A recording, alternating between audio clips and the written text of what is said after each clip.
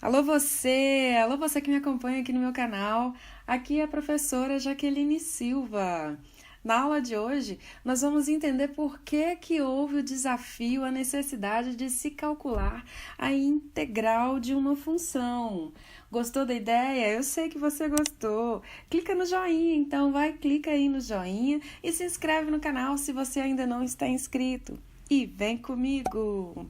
É sabido da matemática, da história da matemática, como é que se calcula a área de algumas figuras planas, tais como o retângulo, o triângulo, ou até mesmo algumas figuras que podem ser subdivididas em figuras cuja área é fácil de se calcular.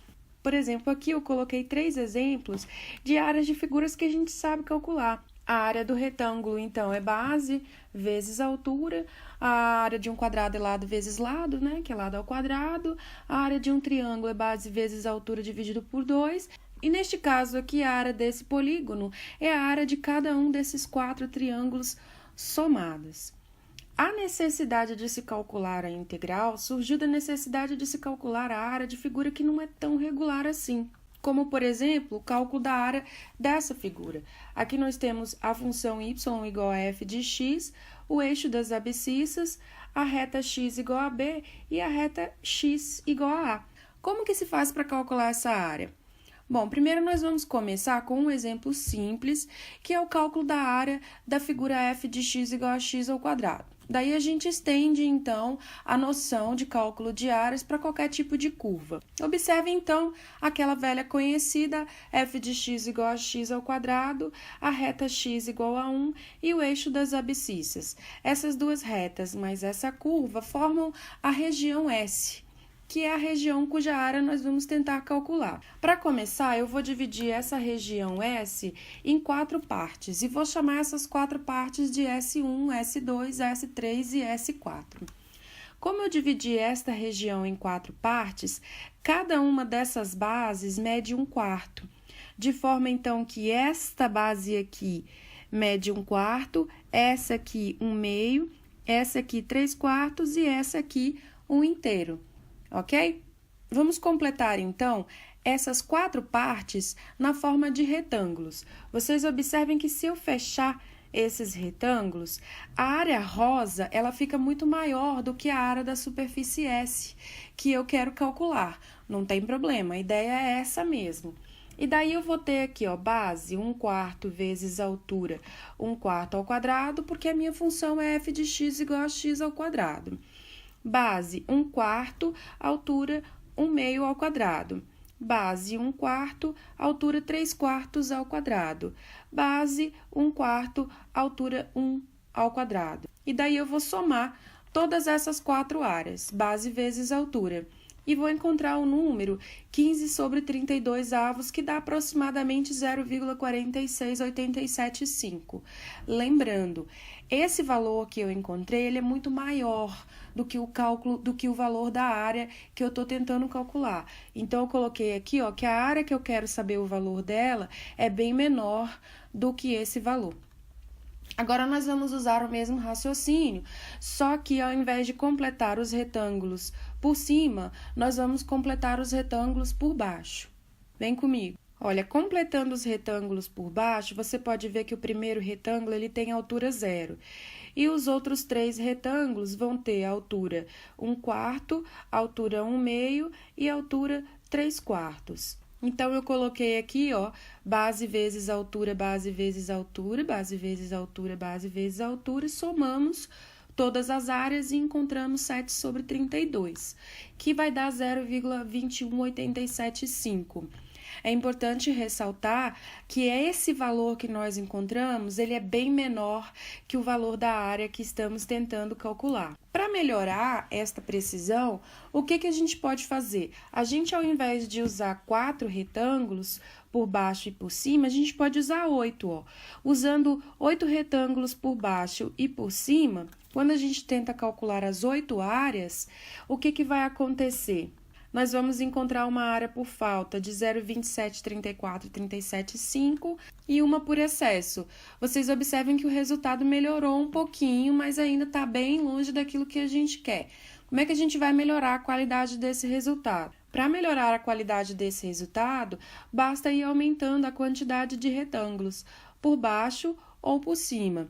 Então, a gente pode colocar quantos retângulos a gente quiser, 10, 20, 50, 1000, e calcular todas as bases vezes alturas.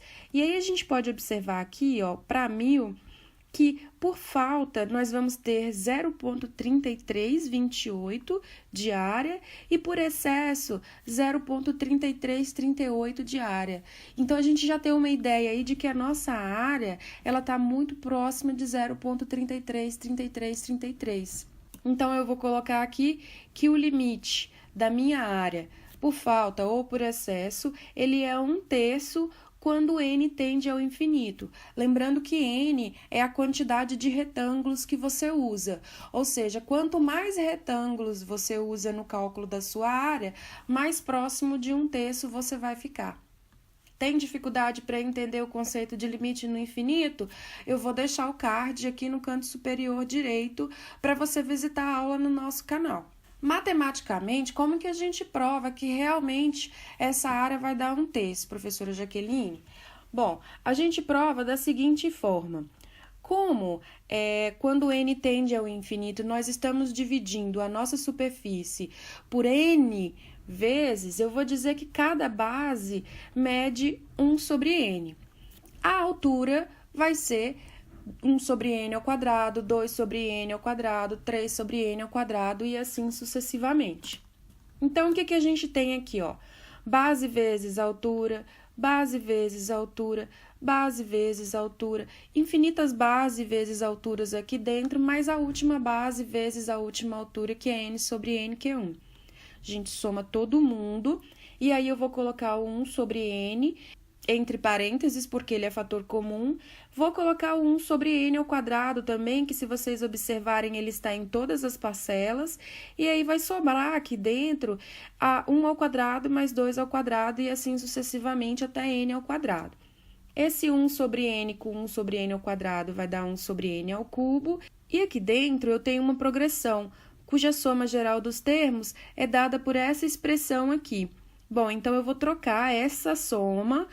Então eu vou trocar esta expressão aqui por n, que multiplica n mais 1, 2n mais 1 sobre 6. Como é que isso vai ficar? Vai ficar assim. E aí, olha, eu vou cortar esse n com esse n² e vai dar n². O 6 fica aqui. E sobra só n mais 1, 2n mais 1 no numerador. Agora, o que eu vou fazer? Eu vou fazer um algebrismo aqui de forma que n mais 1 fique com n, igual tá aqui, e 2n mais 1 fique com outro n, igual tá aqui.